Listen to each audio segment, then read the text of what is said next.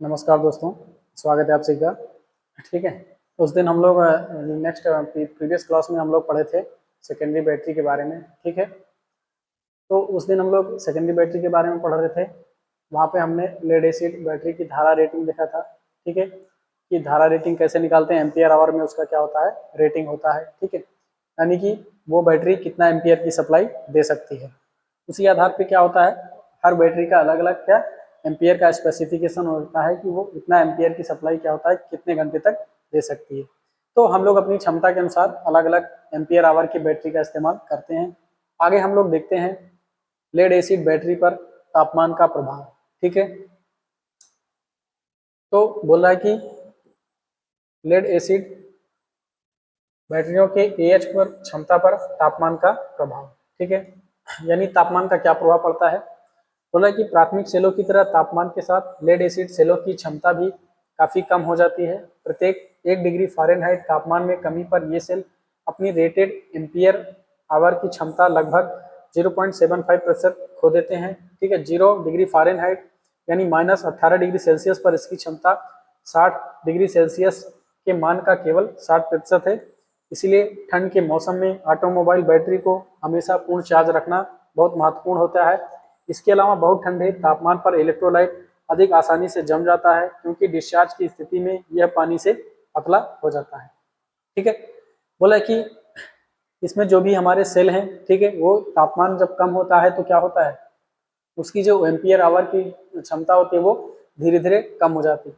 ऐसा क्यों होता है कि ऐसा क्यों होता है, होता यह है कि ठंड के मौसम में क्या होता है, ऑटोमोबाइल की जो बैटरी होती है उसको क्या करना है, चार्ज रखना बहुत महत्वपूर्ण होता है। ठीक है, अगर डिस्चार्ज हो जाती है बैटरी हमारी, तो यानी कि उसके जो इलेक्ट्रोलाइट है उसमें क्या है, पानी की मात्रा क्या हो गई है, ज़्यादा हो गई है।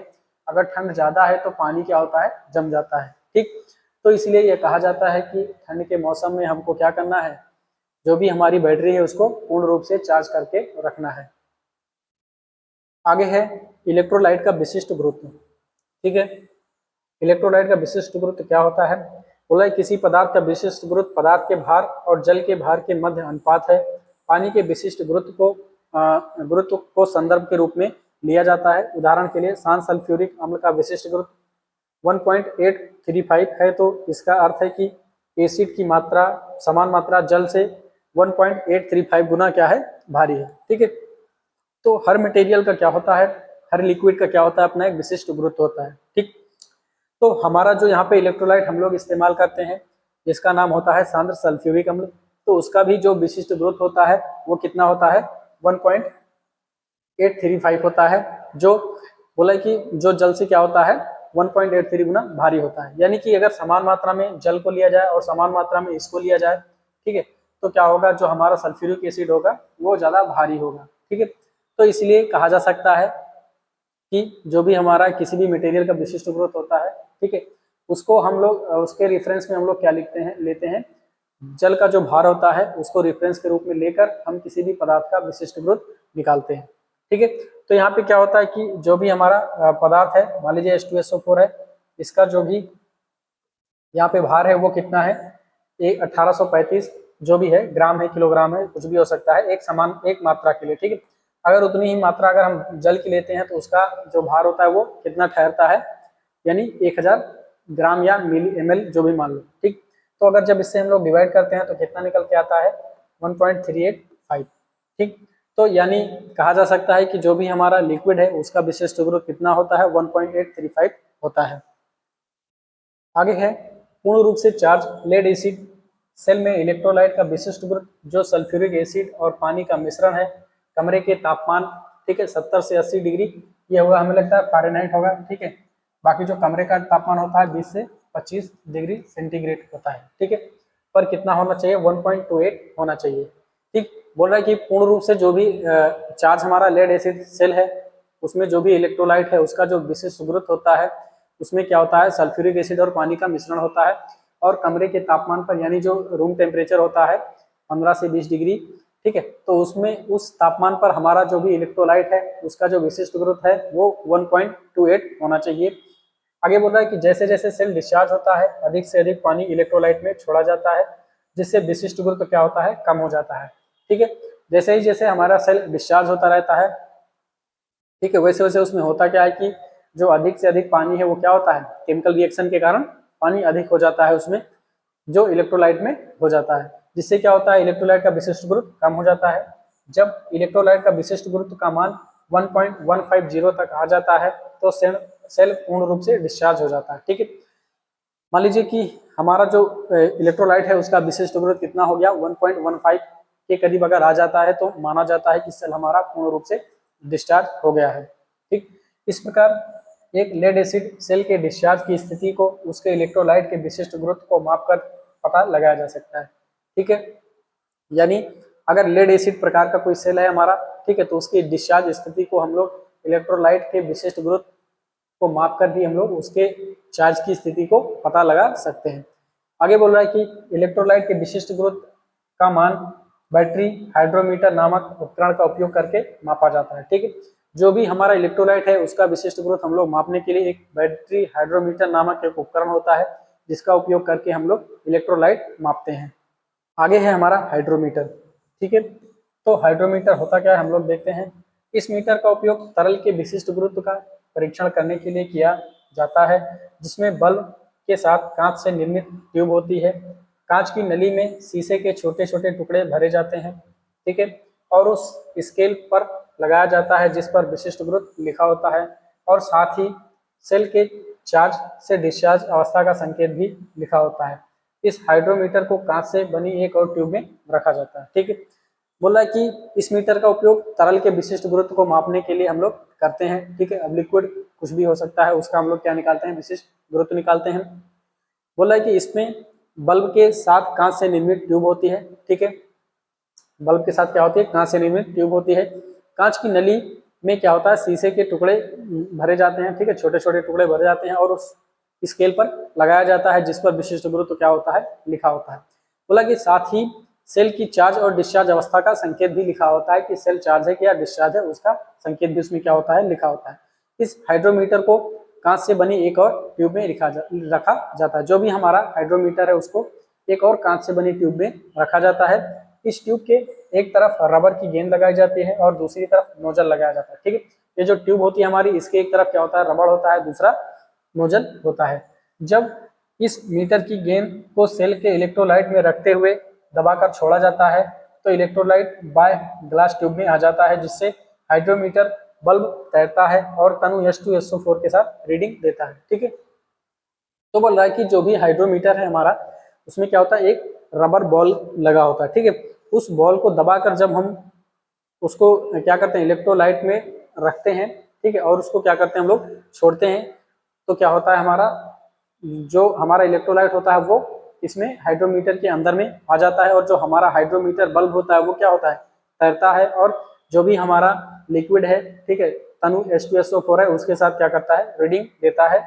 बोला कि बल्ब इलेक्ट्रोलाइट में डूब जाएगा जबकि गाढ़ा H2SO4 के साथ बल्ब ऊपर आ जाएगा। इस प्रकार यह रीडिंग देता है। ठीक है, यानी जो भी हमारा इलेक्ट्रोलाइट है, अगर इलेक्ट्रोलाइट हमारा पतला है तो क्या होता है, जो भी हमारा हाइड्रोमीटर है होता है वो अंदर डूब जाता है। ठीक है, लेकिन अगर मान लीजिए हमारा इलेक्ट्रोलाइट जो है वो अगर गाढ़ा है तो हमारा जो भी होगा हाइड्रोमीटर, वो क्या होता है, उसके अंदर में तैरते रहता है। आगे बोल रहा है इलेक्ट्रोलाइट इतना भरा होना चाहिए कि यह हाइड्रोमीटर के ऊपरी सिरे या बाह्य ट्यूब के नीचे न चिपके। यानी बोला कि जो कांच की हमारी नली है उसमें इलेक्ट्रोलाइट को इतना भर देना चाहिए ताकि क्या हो कि हमारा जो भी हमारा हाइड्रोमीटर है वो ना तो ऊपर टच करे और ना ही नीचे टच करे, यानी वो बीच में रहे और तैरता रहे ताकि हमको अच्छे से रीडिंग मिल सके। ठीक है, तो आगे इसमें है कि हाइड्रोमीटर पाठ्यांक। ठीक है, हाइड्रोमीटर पाठ्यांक क्या है, 1280 है। पूर्ण चार्ज की स्थिति में जब आवेशित होता है तो उसका पाठ्यांक आता है 1260। अर्ध चार्ज की स्थिति में क्या आता है, 1200 आता है। लेकिन पूर्ण डिस्चार्ज की स्थिति में भी क्या आता है, 1200 आता है, या 1280 के आसपास क्या होता है हमारा, दिखता है हाइड्रोमीटर का जो भी रीडिंग होता है। अब इसके चित्र दिया गया है, इसके चित्र के बारे में भी हम लोग देखेंगे। यहाँ पे हमारा हाइड्रोमीटर का एक चित्र दिया गया है। ठीक है, ये क्या है, हमारा बैटरी हाइड्रोमीटर है। ठीक है, अब इसमें देखो क्या है कि इसमें हमारा एक कांच की नली है। ठीक है, कांच की नली पे क्या है, कांच की एक क्या है, ट्यूब है, या जिसको बोलते हैं हाइड्रोमीटर। इसके अंदर में हम लोग क्या किए हैं, कांच के छोटे छोटे टुकड़ों को इसमें भरा गया है ताकि ये संतुलित अवस्था में रहे। उसके बाद यहाँ पे पाठ्यांक लिखा गया हुआ है, ठीक है, जो क्या करता है विशिष्ट ग्रुप का रीडिंग देता है। अब इस हाइड्रोमीटर को हम लोग क्या करते हैं, एक और कांच की नली में रखते हैं, ठीक है। इसको हमने क्या किया, एक और कांच की नली में हमने रख दिया। इस कांच की नली के एक सिरे पर रबर का बल्ब लगाया जाता है, ठीक है, और दूसरे सिरे पर क्या होता है, नोजल लगा होता है, ठीक। जैसे ही इलेक्ट्रोलाइट में डुबाकर इस बल्ब को अगर हम रबर बल्ब को क्या करते हैं, दबाकर अगर जैसे ही छोड़ते हैं, इस नोजल के माध्यम से जो भी हमारा इलेक्ट्रोलाइट होता है इसमें भर जाता है इस तरह से, ठीक है। तो यहाँ पे दो पोजीशन दिया गया है, एक तो फुली चार्ज इलेक्ट्रोलाइट का, दूसरा फुली डिस्चार्ज का। तो इसमें दोनों में क्या है, इलेक्ट्रोलाइट भरा है और जो भी हमारा हाइड्रोमीटर है उसकी पोजीशन को हम लोग देखते हैं। तो जो फुली चार्ज होता है उसका जो भी हमारा हाइड्रोमीटर होता है वो जल में क्या करता है, तैरता रहता है, ठीक है। या जो भी हमारा इलेक्ट्रोलाइट इसमें भरा है वो क्या है, तैरता है थोड़ा ऊपर और रीडिंग देता है 1.280। तो इससे पता चलता है कि जो भी हमारा इलेक्ट्रोलाइट है, जो भी हमारी बैटरी है वो क्या है, पूरी तरीके से चार्ज है। आगे है दूसरा वाले में भी क्या है, हाइड्रोमीटर में क्या, यहाँ पे इलेक्ट्रोलाइट भरा है। अब इसको जब हम हाइड्रोमीटर को देखते हैं तो इसकी अपेक्षा में क्या है, ये हमारा डूबा हुआ दिख रहा है, ठीक है। डूबा हुआ का मतलब है कि जो भी हमारा इलेक्ट्रोलाइट है वो क्या है, कम गाढ़ा, यानी इसमें पानी की मात्रा ज्यादा है, ठीक है। और इसका रीडिंग कितना आ रहा है, 1.150, ठीक है। यानी इससे क्या आ रहा है, इसका रीडिंग कम आ रहा है। यानी इससे हम बता सकते हैं कि जो भी हमारा इलेक्ट्रोलाइट है वो इसमें क्या हो गया है, कमजोर हो गया और बैटरी हमारी क्या हो गई है, डिस्चार्ज हो गई है। तो बैटरी के चार्ज और डिस्चार्ज की स्थिति को हम लोग बैटरी हाइड्रोमीटर नामक एक उपकरण होता है जिससे हम लोग क्या करते हैं, उसको मापते हैं कि हमारा बैटरी चार्ज है या डिस्चार्ज है। आगे हमारा सेलों की स्थिति के परीक्षण के लिए उपकरण उच्च दर डिस्चार्ज टेस्टर, ठीक है।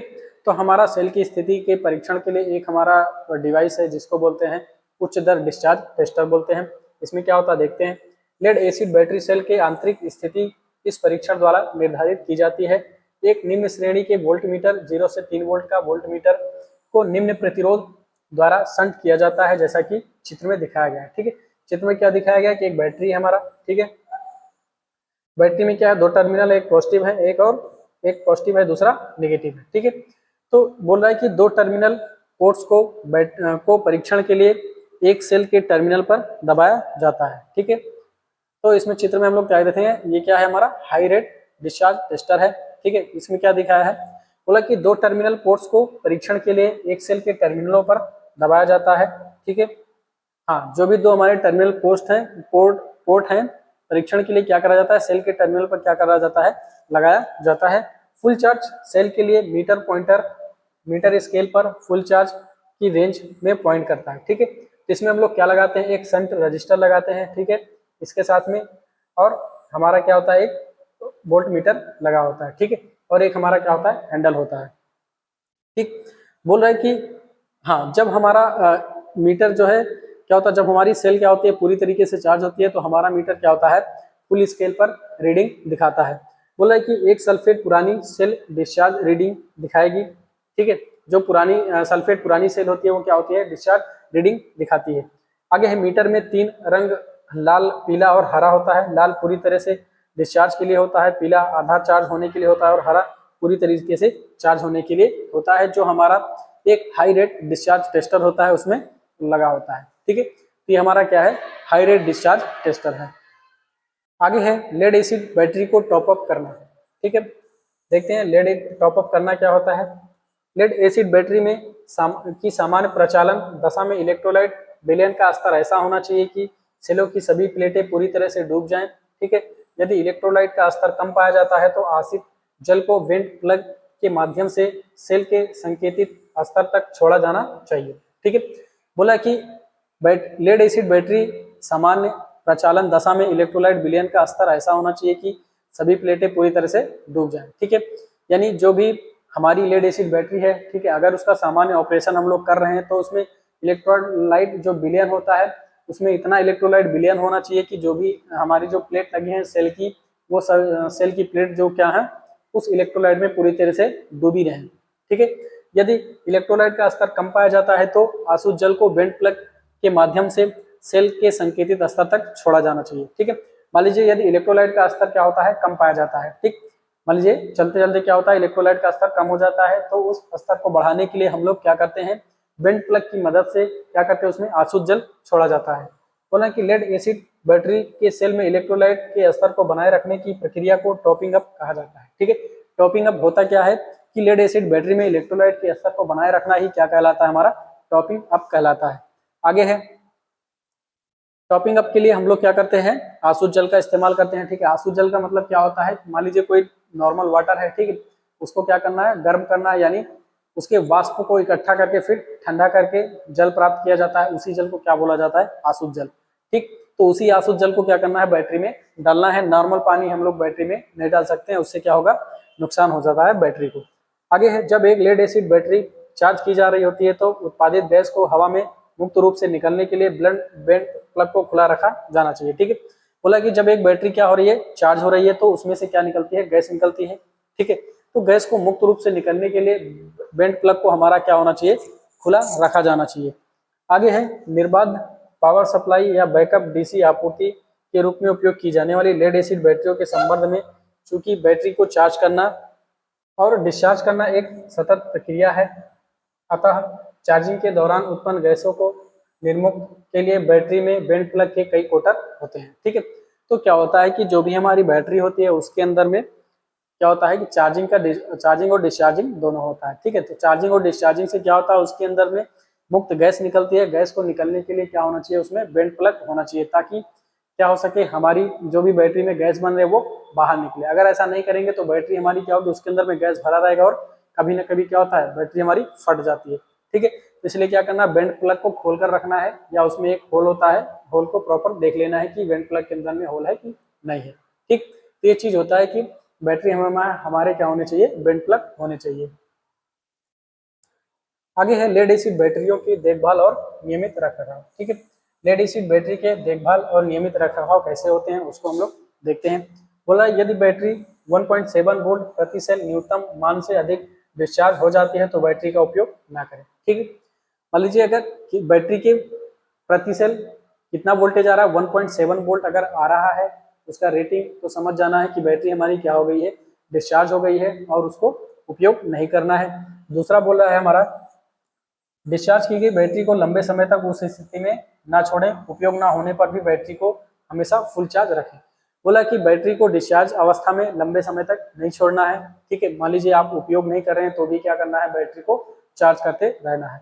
आगे है तीसरा, उपयुक्त मात्रा में आसुत जल डालकर प्लेटों के शीर्ष से इलेक्ट्रोलाइट स्तर हमेशा 10 से 15 mm ऊपर बनाए रखें। ठीक है, तो जो भी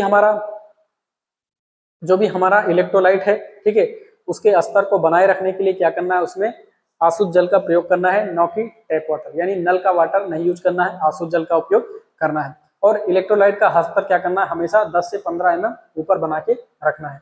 तीसरा चौथा है हमारा, विशिष्ट ग्रोथ बनाए रखने के लिए सल्फ्यूरिक एसिड ना डालें। ठीक है, मान लीजिए एसिड कम हो गया है या उसका क्या हो गया है कि स्पेसिफिक ग्रेविटी कम हो गई है, तो आपका क्या सोचना है कि हम क्या करें, उसमें लाके सल्फ्यूरिक एसिड डाल दें। ठीक है, तो सल्फ्यूरिक एसिड नहीं डालना है, उसमें आप वाटर डालिएगा और चार्ज डिस्चार्ज होगा तो अपने आप से उसका स्पेसिफिक ग्रेविटी जो है वो फिर से ग्रहण कर लेता है। ठीक है, आगे है पांचवा, गैसों के कारण कुछ दबाव के निर्माण को रोकने के लिए फिलिंग प्लग में बेंट ओपनिंग हमेशा खुला रखें। कम से कम बेंट प्लग में कोटर तो होना ही चाहिए। ठीक है, बोला कि गैसों के कारण उच्च दबाव निर्माण को रोकने के लिए फिलिंग प्लग में बेंट ओपनिंग को हमेशा खुला रखें। ठीक है, तो क्या होता है, जब भी बैटरी हमारी चार्ज होती है, डिस्चार्ज होती है, तो जो भी इलेक्ट्रोलाइट होता है वो उबलता है, उसके कारण क्या होता है, हमारी गैस बनती है। ठीक है, तो गैस बनती है तो उसके कारण क्या होता है, दबाव बनता है। उस दबाव को कम करने के लिए क्या करना है, बैटरी के जो फिलिंग प्लग होते हैं उसके वेंट को क्या करना है, हमेशा ओपन रखना है। कम से कम वेंट प्लग के कोटर को तो होना ही चाहिए। मान लीजिए वेंट प्लग आपने बंद कर दिया तो उसमें एक छेद होना चाहिए ताकि गैस हमारी क्या हो, धीरे धीरे बाहर निकलती रहे। आगे है छठवां हमारा, नम कपड़े, बेकिंग सोडा और पानी का उपयोग करके बैटरी के ऊपर के एसिड और जंग को धोएं। ठीक है, यानी बैटरी के ऊपर जो भी हमारा जंग लगा है, ठीक है, उसको क्या करना है, किसी भी नम कपड़े में, ठीक है, क्या करना है, बेकिंग सोडा और पानी का उपयोग करके उसके ऊपरी हिस्से को क्या करना है, धोना है। ठीक है, आगे है सातवां हमारा, बैटरी टर्मिनलों और मेटल सपोर्ट को अनालंकित धातु से साफ करें और इसकी सतह पर वैसलीन या पेट्रोलियम जेली लगाएं। ठीक है, तो बैटरी टर्मिनल जो है हमारे, ठीक है, उसके सपोर्ट को क्या करना है, अनालंकृत धातु से साफ करना है और उसकी सतह पर क्या करना है, वैसलीन या पेट्रोलियम जेली लगाना है, जो भी हमारा बैटरी का टर्मिनल होता है पॉजिटिव और निगेटिव वाला। आगे है 8वां हमारा हाई रेट डिस्चार्ज टेस्टर का उपयोग करके डिस्चार्ज की गई बैटरी का परीक्षण ना करें। ठीक है, जो भी बैटरी हमारी डिस्चार्ज हो गई है, ठीक है, उसका परीक्षण हाई रेट डिस्चार्ज टेस्टर से उपयोग करके नहीं करना है। तो ये हमारे क्या है, बैटरी के कुछ उसके रखरखाव के क्या है, नियम है। ठीक है, कि हमारी बैटरी का देखभाल और नियमित रखरखाव कैसे करना है, इसको आप लोग देख लीजिएगा। आगे हमारा एसिड बैटरी के कुछ अनुप्रयोग। ठीक है, तो अब एसिड लेड एसिड बैटरी के हमारे क्या अनुप्रयोग हैं उसको हम लोग देखते हैं।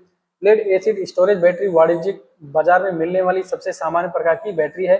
लेड एसिड बैटरियां अनुप्रयोगों की एक विस्तृत और विविध रेंज में उपलब्ध है। कुछ सामान्य अनुप्रयोग नीचे सूचीबद्ध दिए गए हैं। ठीक है, तो लेड एसिड बैटरी जो होती है हमारी, ये वाणिज्यिक बाजार में मिलने वाली सबसे सामान्य बैटरी है। ठीक है, यानी कॉमर्शियल लेवल पर इसका इस्तेमाल सबसे अधिक होता है। लेड एसिड बैटरियां अनुप्रयोगों की एक विस्तृत और विविध रेंज में उपलब्ध होती हैं। ठीक है, तो जो भी है हमारी लेड एसिड बैटरी, ये अनुप्रयोग के आधार पर एक विस्तृत और विविध रेंज में उपलब्ध होते हैं, यानी बड़ी मात्रा में और अधिक रेंज में क्या है, उपलब्ध है। कुछ हमारी सामान्य अनुप्रयोग नीचे दिए गए हैं, सूचीबद्ध में देखना है क्या क्या अनुप्रयोग है इसके बैटरी के। पहला है हमारा पेट्रोल चालित वाहन जैसे स्कूटर, कार आदि में।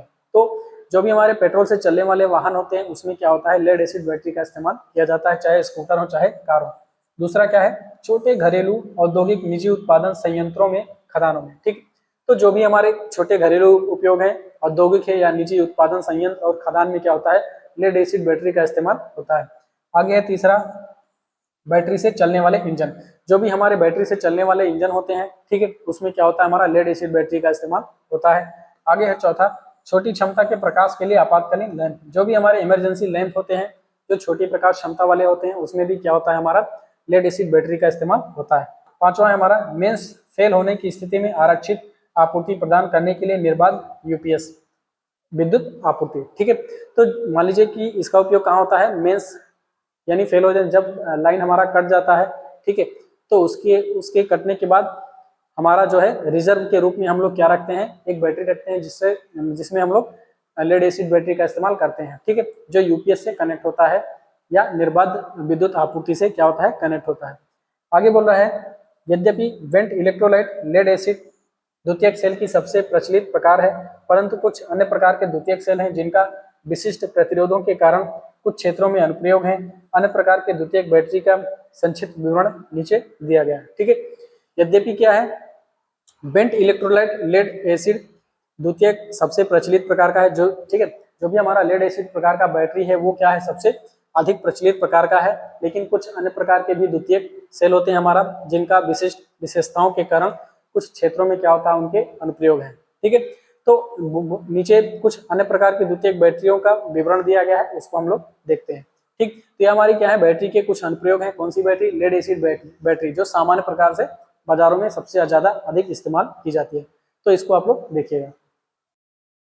आगे हमारा अनुरक्षण मुक्त लेड एसिड बैटरी, जो हमारा रखरखाव मुक्त लेड एसिड बैटरी है उसके बारे में हम लोग देखते हैं। ठीक है, लेड एसिड सेलों में नवीन प्रगति के परिणाम स्वरूप कम रखरखाव मुक्त बैटरी निर्मित हुई है। ठीक है, सामान्य लेड एसिड बैटरी में बैटरी प्लेट्स में एंटीमनी होती है। ठीक है, तो बोल रहा है कि लेड एसिड सेलों में नवीन प्रगति के परिणाम स्वरूप कम रखरखाव और रखरखाव मुक्त बैटरी निर्मित हुई है।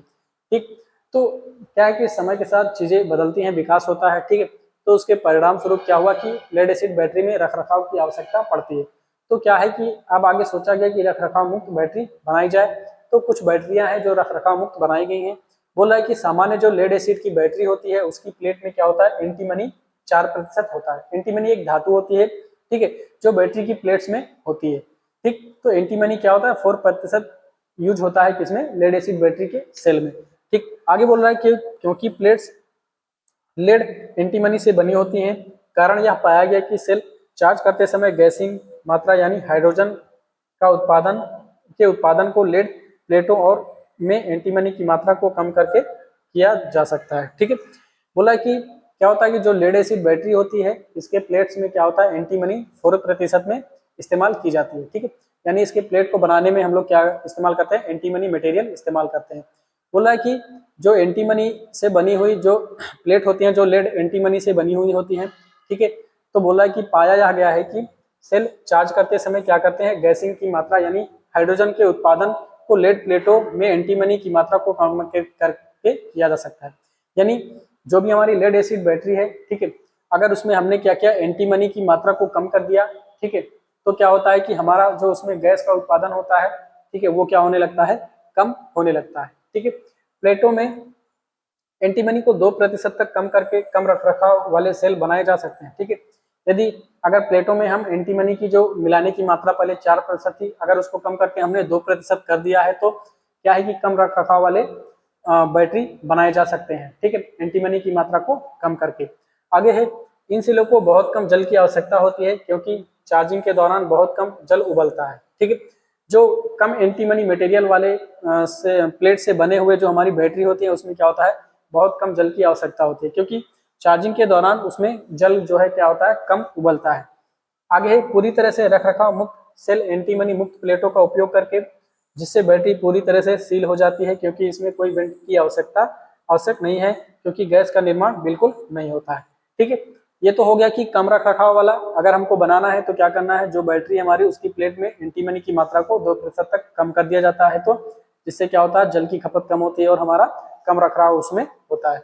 आगे बोला कि अगर पूरी तरीके से रखरखाव मुक्त हमको अगर बैटरी बनाना है तो क्या करना है, उसमें एंटीमनी मुक्त प्लेट का निर्माण करना पड़ेगा। यानी जो भी प्लेट हमने लेड और एंटीमनी से मिलाकर बनाते थे, अब सीधा लेड का ही बनाएंगे तो क्या होगा, हमारा बैटरी पूरी तरीके से रखरखाव मुक्त हो जाएगी और बैटरी को पूरी तरीके से सील किया जा सकता है क्योंकि इसमें बेंड की आवश्यकता फिर नहीं होगी, इसलिए इसको हम लोग क्या कर सकते हैं, सील कर सकते हैं क्योंकि इसमें गैस नहीं बनेगा, ठीक है। एंटीमनी के कारण ही क्या होता है, जल उबलता है और उसमें गैस बनती है। आगे एक बार सील करने के बाद कोई भी इलेक्ट्रोलाइट सेल से वाष्पित नहीं हो सकता। अगर बैटरी को एक बार सील कर दिया गया, पैक कर दिया गया, तो उसमें से कोई भी इलेक्ट्रोलाइट सेल से वाष्पित नहीं हो सकता है। हालांकि कुछ बैटरियों में ऊंचाई में बदलाव से उत्पन्न दाब को कम करने के लिए एक छोटा सा वेंट प्रदान किया जाता है, ठीक है।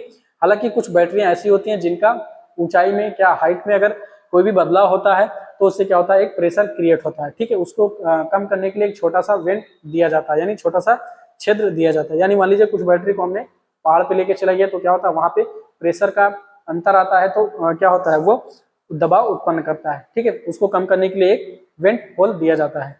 आगे है, एक ऐसा ही रखरखाव मुक्त लेड एसिड सेल है जिसे गेल्ड इलेक्ट्रोलाइट सेल एसिड कहा जाता है, ठीक है। बोला कि एक ऐसा रखरखाव मुक्त लेड एसिड सेल है gelled electrolyte lead acid cell. यह cell bent lead acid cell के सभी लाभों की सुविधाओं के साथ तरल इलेक्ट्रोलाइट के कारण होने वाली समस्याओं से मुक्त होता है क्योंकि यह ग्लेड इलेक्ट्रोलाइट का उपयोग करते हैं। ये cell lead cadmium calcium grid का उपयोग करती हैं। ये सेल पूरी तरीके से सील होती हैं और इन्हें किसी भी स्थिति में लगाया जा सकता है। यदि चार्जिंग के दौरान सेल का आंतरिक दबाव बहुत अधिक बढ़ जाता है तो आंतरिक दबाव छोड़ने के लिए एक मार्ग निर्गमन वाल्व प्रदान किए जाते हैं और यह स्वचालित रूप से बंद हो जाता है, ठीक है। बोला कि एक बैटरी है जो ऐसा ही एक क्या है, बैटरी है, लेड एसिड सेल है, जिसे बोला जाता है gelled electrolyte lead acid cell बोला जाता है, ठीक है। यह cell bent lead acid cell से सभी लाभों की सुविधाओं के साथ तरल इलेक्ट्रोलाइट होने के कारण होने वाली समस्याओं से मुक्त होता है, ठीक है। जो ये सेल होता है हमारा, ये क्या है, लेड एसिड सेल के प्रकार का ही प्रकार है और उसके जो भी लाभ हैं, जो भी सुविधाएं हैं, ठीक है, यानी इसमें भी क्या होता है, तरल इलेक्ट्रोलाइट के कारण जो भी समस्या उत्पन्न होती है उससे क्या होता है, ये मुक्त होता है। आगे है, क्योंकि यह ग्लेड इलेक्ट्रोलाइट का उपयोग करते हैं, ठीक है, गिल्ड इलेक्ट्रोलाइट का उपयोग करते हैं। ये सेल लेड कैल्शियम ग्रिड का उपयोग करती है। ये जो सेल होती है गिल्ड इलेक्ट्रोलाइट वाली, ये क्या है, कैल्शियम ग्रिड का उपयोग करती है। ये सेल क्या होते हैं, पूरी तरीके से सील होते हैं और इन्हें किसी भी स्थिति में लगाया जा सकता है। यदि चार्जिंग के दौरान सेल का आंतरिक दबाव बहुत अधिक बढ़ जाता है तो अतिरिक्त दबाव को छोड़ने के लिए इसमें क्या होता है, एक निर्गमन वाल्व दिया गया होता है जो क्या करता है, स्वचालित रूप से बंद हो जाता है, ठीक है। तो ये गिल्ड इलेक्ट्रोलाइट है, ठीक, gelled electrolyte lead acid cell के बारे में बताया गया। आगे बोल रहा है कि gelled electrolyte lead acid cell 20 घंटे की डिस्चार्ज दर के आधार पर 0.9 से 20 एम्पियर आवर तक की क्षमता के साथ 2 से 12 वोल्ट तक उपलब्ध है, ठीक है। यानी जो gelled electrolyte lead acid cell है 20 घंटे की डिस्चार्ज अवधि के आधार पर कितना है 0.9 से 20 एम्पियर आवर तक की क्षमता के साथ अलग अलग वोल्टेज में आता है। वोल्टेज रेंज क्या है इसका 2 वोल्ट से 12 वोल्ट तक के रेंज में आता है।